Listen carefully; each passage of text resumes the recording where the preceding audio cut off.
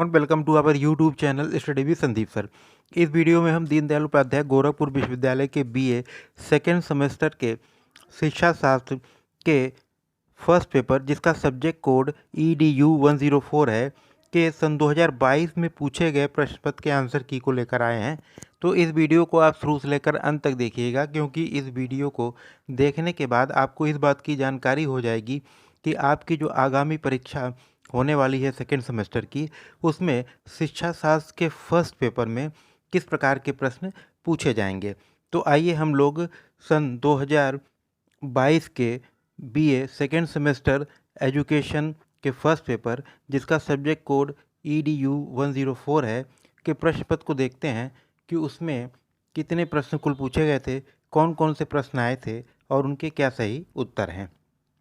तो जैसा कि आप अपने स्क्रीन पे देख रहे हैं कि ये बीए सेकेंड सेमेस्टर एजुकेशन के फर्स्ट पेपर का जो प्रश्न पत्र है, उसमें कुल आपसे 40 प्रश्न पूछे गए थे। और उसमें से जो आपका पहला प्रश्न है वह है कि राष्ट्रीय शिक्षा नीति 1986 के अनुसार देश में किस शैक्षिक ढांचे को अपनाने का सुझाव दिया गया। ऑप्शन ए दिया है 10+2+4, ऑप्शन बी दिया है 10+2+3, ऑप्शन सी है 10+2+2 और ऑप्शन डी है 10+1+1। तो राष्ट्रीय शिक्षा नीति 1986 में पूरे देश में जो है 10+2+3 के शैक्षिक ढांचे को अपनाने पर जोर दिया गया था। तो प्रश्न संख्या एक का ऑप्शन बी आपका सही उत्तर हो जाएगा। प्रश्न संख्या दो को हम लोग देख लेते हैं। इसमें आपसे पूछा गया है कि बहुउद्देशीय विद्यालयों की सिफारिश की थी। ऑप्शन ए दिया है कि प्राथमिक शिक्षा आयोग, ऑप्शन बी दिया है माध्यमिक शिक्षा आयोग, ऑप्शन सी दिया है सैंडलर आयोग और ऑप्शन डी दिया है हंटर आयोग। तो बहुउद्देशीय जो विद्यालयों की स्थापना की सिफारिश जो है वो माध्यमिक शिक्षा आयोग के द्वारा की गई थी। तो प्रश्न संख्या दो का ऑप्शन बी आपका सही उत्तर हो जाएगा। प्रश्न संख्या तीन को हम लोग देख लेते हैं। इसमें आपसे पूछा गया है कि राष्ट्रीय शिक्षा नीति 2020 के प्रारंभिक स्तर में किस कक्षा की पढ़ाई शामिल है। ऑप्शन ए कक्षा 2 से 4, ऑप्शन बी कक्षा 6 से 8, ऑप्शन सी कक्षा 3 से 5 और ऑप्शन डी इनमें से कोई नहीं। तो जो आपकी नई शिक्षा नीति है 2020 की, उसमें जो प्राथमिक स्तर पर कक्षा 3 से लेकर 5 तक की पढ़ाई सम्मिलित है। इसके पहले जो थी वो कक्षा 1 से लेकर 5 तक की जो पढ़ाई वो प्राथमिक स्तर पर सम्मिलित थी, लेकिन जो आपकी 2020 की नई शिक्षा नीति आई है तो उसमें प्राथमिक स्तर पे जो कक्षा 3 से 5 तक की ही पढ़ाई सम्मिलित है। तो प्रश्न संख्या 3 का ऑप्शन सी आपका सही उत्तर होगा। प्रश्न संख्या 4 को हम लोग देख लेते हैं। इसमें आपसे पूछा गया है कि राष्ट्रीय शिक्षा आयोग के अध्यक्ष थे। Option A Radhakrishnan, option B Acharya Narendra, option C Rajendra Prasad, option D doctor DS Kothari. तो राष्ट्रीय शिक्षा आयोग, जिसे हम लोग कोठारी शिक्षा आयोग के नाम से भी जानते हैं, उसके अध्यक्ष डॉक्टर DS कोठारी थे, जिनका पूरा नाम दौलत सिंह कोठारी था। तो प्रश्न संख्या 4 का ऑप्शन डी आपका सही उत्तर हो जाएगा। प्रश्न संख्या 5 को हम लोग देख लेते हैं। इसमें आपसे पूछा गया है कि माध्यमिक शिक्षा आयोग ने अपने सुझावों एवं संस्तुति को भारत सरकार के समक्ष कब प्रस्तुत किया। ऑप्शन ए दिया है कि 28 अगस्त 1953 को, ऑप्शन बी 29 अगस्त 1953 को, ऑप्शन सी 28 अगस्त 1954 को और ऑप्शन डी 29 अगस्त 1954 को। तो माध्यमिक शिक्षा आयोग इसने जो है अपने जो सुझाव और संस्तुति थी वो भारत सरकार के सम्मुख जो 4 ऑप्शन दिए गए हैं उसमें से जो आपका सही उत्तर होगा वो होगा आपका प्रश्न संख्या 5 का ऑप्शन बी 29 अगस्त 1953। 29 अगस्त 1953 को माध्यमिक शिक्षा आयोग ने अपने जो सुझाव थे, अपने जो रिकमेंडेशन थे, वो भारत सरकार के समक्ष प्रस्तुत किया था। तो प्रश्न संख्या 5 का ऑप्शन बी आपका सही उत्तर हो जाएगा। प्रश्न संख्या 6 को हम लोग देख लेते हैं। इसमें आपसे पूछा गया है कि विश्वविद्यालय शिक्षा आयोग की नियुक्ति की गई थी। ऑप्शन है 4 नवंबर 1949 को, ऑप्शन बी 4 नवंबर 1948 को, ऑप्शन सी 4 नवंबर 1950 को, ऑप्शन डी 4 नवंबर 1947 को। तो विश्वविद्यालय शिक्षा आयोग जिसकी जो स्थापना थी या जिसका गठन डॉक्टर सर्वपल्ली राधाकृष्णन की अध्यक्षता में किया गया था, वो 4 नवंबर 1948 को इसका गठन किया गया था। तो प्रश्न संख्या 6 का ऑप्शन बी आपका सही उत्तर हो जाएगा। प्रश्न संख्या 7 को हम लोग देख लेते हैं। इसमें आपसे पूछा गया है कि राधाकृष्णन आयोग के सदस्य थे। Option A doctor Tarachand, option B doctor Zakir Hussain, option C L S. Mudaliar और ऑप्शन डी उपरोक्त सभी। तो राधाकृष्णन आयोग, जिसको हम लोग विश्वविद्यालय आयोग के नाम से भी जानते हैं, जो कि 1948 में गठित किया गया था राधाकृष्णन की अध्यक्षता में, उसके जो सदस्य ये तीनों लोग थे, ताराचंद भी थे, जाकिर हुसैन भी थे और मुदालियर भी थे। तो प्रश्न संख्या 7 का ऑप्शन डी आपका सही उत्तर हो जाएगा। प्रश्न संख्या 8 को हम लोग देख लेते हैं।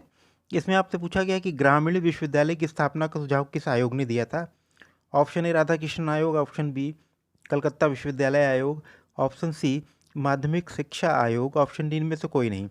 तो ग्रामीण विश्वविद्यालय की स्थापना का सुझाव राधाकृष्णन आयोग के द्वारा दिया गया था। प्रश्न संख्या 8 का ऑप्शन ए आपका सही उत्तर हो जाएगा। प्रश्न संख्या 9 को हम लोग देख लेते हैं। इसमें आपसे पूछा गया है कि वैदिक काल में शिक्षा का माध्यम कौन सी भाषा थी। Option A Sanskrit, option B Pali, option C Hindi, option D Apabhramsha. तो वैदिक काल में जो शिक्षा का माध्यम था वो संस्कृत भाषा थी। तो प्रश्न संख्या 9 का ऑप्शन ए आपका सही उत्तर हो जाएगा। प्रश्न संख्या 10 को हम लोग देख लेते हैं। इसमें आपसे पूछा गया है कि वैदिक काल में गुरुकुलों में क्षत्रिय बच्चों के प्रवेश की आयु क्या थी। यानी वैदिक काल में जो गुरुकुल होते थे वहाँ क्षत्रिय के बच्चे किस उम्र में प्रवेश लेते थे। ऑप्शन ए है कि 8 वर्ष, ऑप्शन बी 10 वर्ष, ऑप्शन सी 11 वर्ष, ऑप्शन डी 12 वर्ष। तो इस प्रश्न का जो सही उत्तर होगा वो होगा ऑप्शन बी 10 वर्ष। 10 वर्ष की आयु में जो है क्षत्रिय बालकों का जो प्रवेश गुरुकुलों में लिया जाता था। प्रश्न संख्या 10 का ऑप्शन बी आपका सही उत्तर हो जाएगा। प्रश्न संख्या 11 को हम लोग देख लेते हैं। इसमें आपसे पूछा गया है कि सैंडलर आयोग की महत्वपूर्ण संस्तुति थी। सैंडलर आयोग जो कि 1917 में गठित किया गया था, उसकी महत्वपूर्ण संस्तुतियाँ क्या थी, उसके रिकमेंडेशन क्या थे। उसमें आपके ऑप्शन ए में दिया कि इंटरमीडिएट कक्षाओं को विश्वविद्यालय से अलग कर देना चाहिए। ऑप्शन बी नारी शिक्षा हेतु विशिष्ट बोर्ड की स्थापना हो। ऑप्शन सी शिक्षा शास्त्र विषय स्नातक स्तर के पाठ्यक्रम में शामिल हो।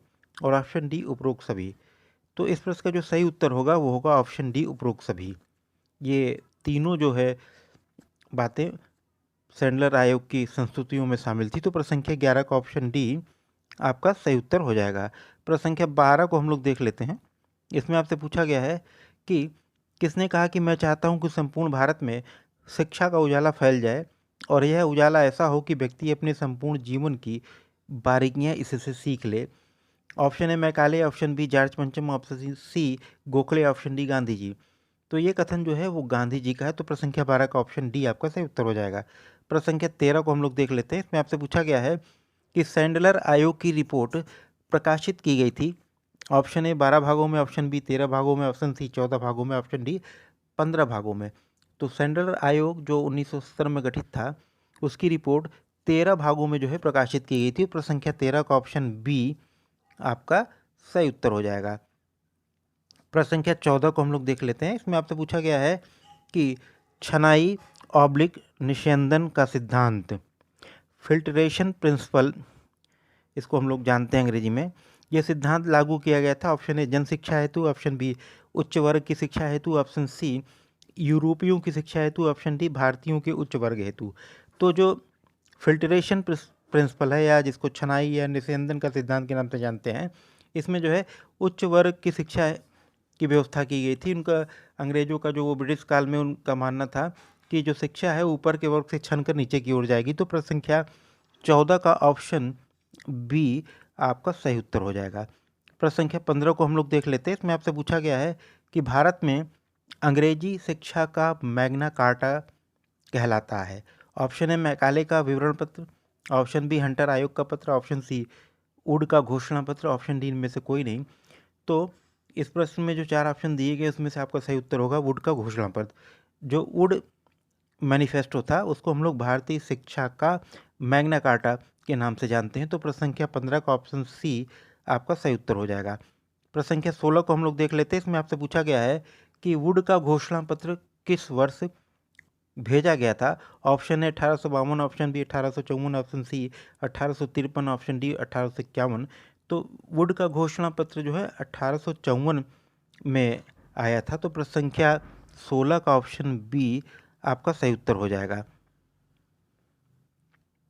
प्रश्न संख्या 16 का ऑप्शन बी 1854 में वुड डिस्पैच आया था।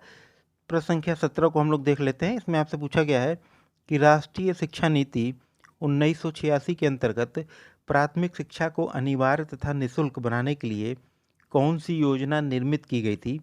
ऑप्शन ए Sarvodaya Vidyalaya Yojana, option B operation blackboard, operation C शिक्षा का व्यवसायीकरण, ऑप्शन डी साक्षरता कार्यक्रम। तो इस प्रश्न का जो सही उत्तर होगा वो होगा option B operation blackboard. प्रश्न संख्या 17 का ऑप्शन बी आपका सही उत्तर हो जाएगा। प्रश्न संख्या 18 की ओर हम लोग चलते हैं। इसमें आप देखते हैं, इसको देखते हैं। इसमें आपसे पूछा गया कि कोठारी आयोग ने संस्तुति दी थी। ऑप्शन ए माध्यमिक शिक्षा हेतु, ऑप्शन बी उच्च शिक्षा हेतु, ऑप्शन सी प्राथमिक शिक्षा हेतु, ऑप्शन डी ये सभी। तो इस प्रश्न का जो सही उत्तर होगा वो होगा ऑप्शन डी उपरोक्त सभी। कोठारी आयोग ने जो है माध्यमिक शिक्षा, उच्च शिक्षा और प्राथमिक शिक्षा इन तीनों के लिए अपनी रिकमेंडेशन दी थी। तो प्रश्न संख्या 18 का ऑप्शन डी आपका सही उत्तर हो जाएगा। प्रश्न संख्या 19 को हम लोग देख लेते हैं। इसमें आपसे पूछा गया है कि मध्य स्तर में किस आयु वर्ग के बच्चे को शामिल किया गया है। ऑप्शन ए दिया है कि 11 से 14 वर्ष की आयु, ऑप्शन बी दिया है 8 से 11 वर्ष की आयु, ऑप्शन डी दिया है 10 से 14 वर्ष की आयु और ऑप्शन डी 15 से 16 वर्ष की आयु। तो इस प्रश्न का जो सही उत्तर होगा वो हो जाएगा ऑप्शन आपके ए 11 से 14 वर्ष की आयु के बालक। प्रश्न संख्या 19 को हम लोग देख लेते हैं। इसमें आपसे पूछा गया है कि गांधी जी ने किस पत्रिका का संपादन किया था। Option A Harijan, option B Indian opinion, option C Yugantar और ऑप्शन डी कादम्बरी। तो गांधी जी की जो पत्रिका थी हरिजन, उसका संपादन उन्होंने किया था। तो प्रश्न संख्या 20 का ऑप्शन ए आपका सही उत्तर हो जाएगा हरिजन। प्रश्न संख्या 21 को हम लोग देख लेते हैं। इसमें आपसे पूछा गया है कि बेसिक शिक्षा योजना का आधारभूत सिद्धांत नहीं है। बेसिक शिक्षा योजना जो कि 1937 में प्रस्तुत की गई थी, उसमें कौन से सिद्धांत सम्मिलित नहीं है। 4 ऑप्शन आपके दिए गए हैं। पहला है ऑप्शन ए निःशुल्क तथा अनिवार्य शिक्षा, ये सिद्धांत उसमें था। ऑप्शन बी शिक्षा में आत्मनिर्भरता, ये भी उसमें था। ऑप्शन सी बेसिक शिक्षा का आधार धार्मिक, ये जो है आधारभूत सिद्धांत बेसिक शिक्षा योजना का नहीं है। और ऑप्शन डी हस्तकौशल को शिक्षा का केंद्र बिंदु मानना, यह भी बेसिक शिक्षा योजना का आधारभूत सिद्धांत था। तो प्रश्न संख्या 21 का जो ऑप्शन सी है वो बेसिक शिक्षा का आधारभूत सिद्धांत नहीं था। तो प्रश्न संख्या 21 का ऑप्शन सी ही आपका सही उत्तर हो जाएगा। प्रश्न संख्या 22 को हम लोग देख लेते हैं। इसमें आपसे पूछा गया है कि राष्ट्रीय शिक्षा नीति 1986 का प्रतिवेदन तैयार किया गया था। ऑप्शन ए 10 खंडों में, ऑप्शन बी 12 खंडों में, ऑप्शन सी 14 खंडों में, ऑप्शन डी 13 खंडों में। तो इस प्रश्न का जो सही उत्तर होगा वो होगा 12 खंडों में।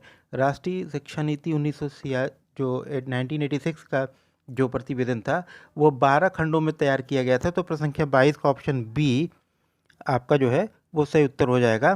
प्रश्न संख्या 23 की ओर हम लोग चलते हैं।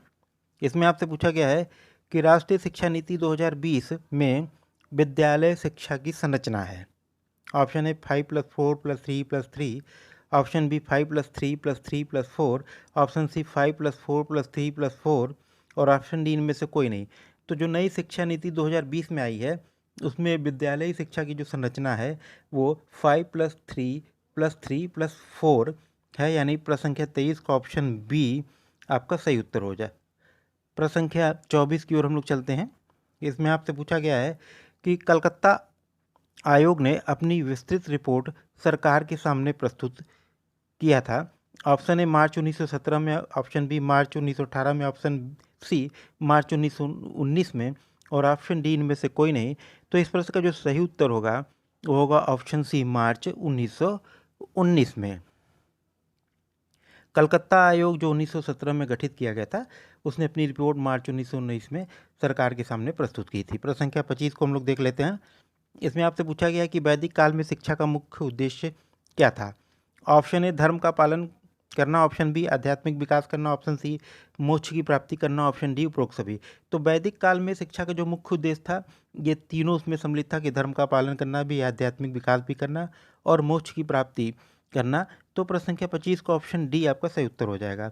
प्रश्न संख्या 26 को हम लोग देख लेते हैं। इसमें आपसे पूछा गया है कि उपसंपदा समारोह किस काल में होता था। ऑप्शन ए मुस्लिम, ऑप्शन बी बौद्ध, ऑप्शन सी वैदिक, ऑप्शन डी ब्रिटिश। तो उपसंपदा जो समारोह है वो बौद्ध काल में होता था। तो प्रश्न संख्या 26 का ऑप्शन बी आपका सही उत्तर हो जाएगा। प्रश्न संख्या 27 को हम लोग देख लेते हैं। इसमें आपसे पूछा गया है कि फाजिल है। ऑप्शन ए साहित्य की उपाधि, ऑप्शन बी तर्क और दर्शन की उपाधि, ऑप्शन सी धर्मशास्त्र की उपाधि और ऑप्शन डी इनमें से कोई नहीं। तो फाजिल जो है वो तर्क और दर्शन की उपाधि होती है। तो प्रश्न संख्या 27 का ऑप्शन आपके बी वो सही उत्तर हो जाएगा। प्रश्न संख्या 28 को हम लोग देख लेते हैं। इसमें आपसे पूछा गया है कि बौद्ध काल में शिक्षा का माध्यम थी। Option A Sanskrit, option B Pali और लोक भाषा, ऑप्शन सी अपभ्रंश, ऑप्शन डी इनमें से कोई नहीं। तो बौद्ध काल में शिक्षा का जो माध्यम थे वो पाली और लोक भाषा थी। तो प्रश्न संख्या 28 का ऑप्शन आपके बी जो है वो आपका सही उत्तर हो जाएगा। प्रश्न संख्या 29 को हम लोग देख लेते हैं। इसमें आपसे पूछा गया है कि मकतब में प्रवेश की आयु थी। मकतब जो इस्लामिक पीरियड में शिक्षा के केंद्र होते थे वहाँ पे प्रवेश की आयु जो क्या होती थी ये पूछा गया आपसे। ऑप्शन ए दिया कि 4 वर्ष 4 माह और 4 दिन, ऑप्शन बी 5 वर्ष 5 माह 5 दिन, ऑप्शन सी 3 वर्ष 4 माह और ऑप्शन डी 3 वर्ष 3 दिन। तो मकतब में जो प्रवेश की आयु होती थी वो 4 वर्ष 4 माह और 4 दिन होती थी। तो प्रश्न संख्या 29 का ऑप्शन ए आपका सही उत्तर हो जाएगा। प्रश्न संख्या 30 को हम लोग देख लेते हैं। इसमें आपसे पूछा गया है कि हंटर आयोग का गठन किया गया था। ऑप्शन ए 4 अप्रैल 1880, ऑप्शन बी 12 सितंबर 1885 और ऑप्शन सी 3 जनवरी 1882 और ऑप्शन डी इनमें से कोई नहीं। हंटर आयोग जो शिक्षा से संबंधित था उसका गठन आपके किया गया था 3 जनवरी 1882 को, यानी प्रश्न संख्या 30 का ऑप्शन सी आपका सही उत्तर हो जाएगा। प्रश्न संख्या 31 को हम लोग देख लेते हैं। इसमें आपसे पूछा गया है कि गोखले बिल का विरोध किसने किया था। ऑप्शन ए दिया है Madan Mohan Malviya, option B Mohammad Ali Jinnah, option C Harcourt Buttler और ऑप्शन डी लॉर्ड रिपिन। तो प्रश्न संख्या 31 में जो 4 ऑप्शन दिए 31 जिसमें आपसे पूछा गया है कि गोखले बिल का विरोध किसने किया था। ऑप्शन ए दिया है Madan Mohan Malviya, option B Mohammad Ali Jinnah, option C Harcourt Butler, option D Lord Ripon. तो इस प्रश्न का जो सही उत्तर होगा ऑप्शन डी लॉर्ड रिपिन। प्रश्न संख्या 31 का ऑप्शन डी आपका सही उत्तर हो जाएगा। प्रश्न संख्या 32 को हम लोग देख लेते हैं। इसमें आपसे पूछा गया है कि गोखले ने केंद्रीय धारा सभा के समक्ष अपना बिल प्रस्तुत किया था। ऑप्शन ए 16 मार्च 1910 को, ऑप्शन बी 17 मार्च 1910 को, ऑप्शन सी 19 मार्च 1910 को, ऑप्शन डी 18 मार्च 1910 को। तो गोखले ने जो केंद्रीय धारा सभा के समक्ष 19 मार्च 1910 को अपना बिल प्रस्तुत किया था। प्रश्न संख्या 32 का ऑप्शन सी आपका सही उत्तर हो जाएगा। प्रश्न संख्या 33 को हम लोग देख लेते हैं। इसमें आपसे पूछा गया है कि वैदिक कालीन शिक्षा व्यवस्था में ऑप्शन ए शिक्षा पूर्ण रूप से निःशुल्क होती थी, ऑप्शन बी गुरुकुलों में बड़े बड़े छात्रावास होते थे, ऑप्शन सी गुरुकुलों के भवन भव्य बनाए जाते थे, ऑप्शन डी शिक्षा का दायित्व राजा पे होता था। तो वैदिक कालीन में जो शिक्षा व्यवस्था वो पूर्ण रूप से निःशुल्क होती थी। ये प्रश्न संख्या 33 का ऑप्शन ए आपका सही उत्तर हो जाएगा। प्रश्न संख्या 34 को हम लोग देख लेते हैं। इसमें आपसे पूछा गया है कि बौद्ध काल में प्रसिद्ध विश्वविद्यालय था। Option A Patna, option B Ujjain, option C Nalanda, option D Kalinga. तो बौद्ध काल में जो नालंदा वो प्रसिद्ध विश्वविद्यालय था। प्रश्न संख्या 34 का ऑप्शन सी आपका सही उत्तर हो जाएगा। प्रश्न संख्या 35 को हम लोग देख लेते हैं। इसमें आपसे पूछा गया है कि कंपनी के आज्ञा पत्र का नवीनीकरण होता था।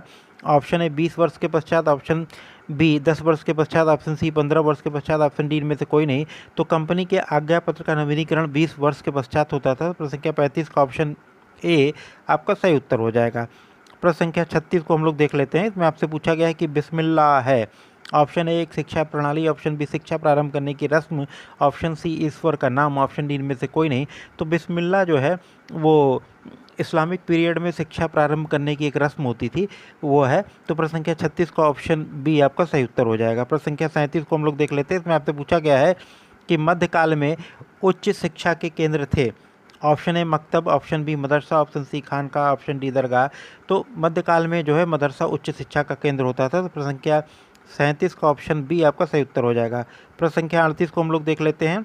इसमें आपसे पूछा गया है कि पाश्चात्य विवाद को हल करने हेतु लॉर्ड विलियम बेंटिंक ने किससे कानूनी सलाह मांगी थी? Option A Lord Macaulay, option B Lord Ripon, option C Lord आर्मलैंड, ऑप्शन डी इनमें से कोई नहीं। तो पाश्चात्य विवाद को हल करने हेतु लॉर्ड विलियम बेंटिंक ने जो है लॉर्ड मैकाले से कानूनी सलाह मांगी थी। तो प्रश्न संख्या 38 का ऑप्शन ए आपका सही उत्तर हो जाएगा। प्रश्न संख्या 39 को हम लोग देख लेते हैं, 39 को। इसमें आपसे पूछा गया है कि आयोग ने व्यावसायिक शिक्षा में महत्व दिया है। ऑप्शन ए चिकित्सा शिक्षा का विकास, ऑप्शन बी शिक्षक प्रशिक्षण का विकास, ऑप्शन सी तकनीकी और प्रौद्योगिकी शिक्षा का विकास, ऑप्शन डी उपरोक्त सभी। तो व्यावसायिक शिक्षा के महत्व को आयोग ने जिसको प्रदान किया है उसमें ये चिकित्सा शिक्षा भी है, शिक्षक प्रशिक्षण का भी है और तकनीकी और प्रौद्योगिकी शिक्षा का भी विकास है। तो प्रश्न संख्या 39 का ऑप्शन डी आपका सही उत्तर हो जाएगा। प्रश्न संख्या 40 को हम लोग देख लेते हैं, जो इस प्रश्न पत्र का अंतिम प्रश्न है, जिसमें आपसे पूछा गया है कि माध्यमिक शिक्षा आयोग के अध्यक्ष थे। Option A doctor A Lakshman Swami Mudaliar, option B doctor A Lakshman Das Mudaliar, option C doctor A Lakshman Rai Mudaliar, option D इनमें से कोई नहीं। माध्यमिक शिक्षा आयोग जिसका गठन 1952 में किया गया था, उसके जो अध्यक्ष थे वो थे डॉक्टर ए लक्ष्मण स्वामी मुदालियर। तो प्रश्न संख्या 40 का ऑप्शन ए आपका सही उत्तर होगा। इस प्रकार सन 2022 का जो शिक्षा शास्त्र का प्रश्न पत्र था, जिसमें कि 40 प्रश्न आपसे पूछे गए थे, उन सभी प्रश्नों के उत्तर आपको प्राप्त हो गए हैं। तो यदि यह वीडियो आपको अच्छा लगे तो इसको लाइक कीजिएगा, इसको शेयर कीजिएगा, और यदि आप हमारे चैनल पर नए हैं तो चैनल को सब्सक्राइब करना मत भूलिएगा, क्योंकि इसी चैनल पे हम जो है आपकी जो आगामी परीक्षा हो रही है, आप उससे आपके विषय से संबंधित जितने भी महत्वपूर्ण आने वाले जो प्रश्न हैं, संभावित प्रश्न हैं, उसको हम इस पर अपलोड करेंगे। धन्यवाद।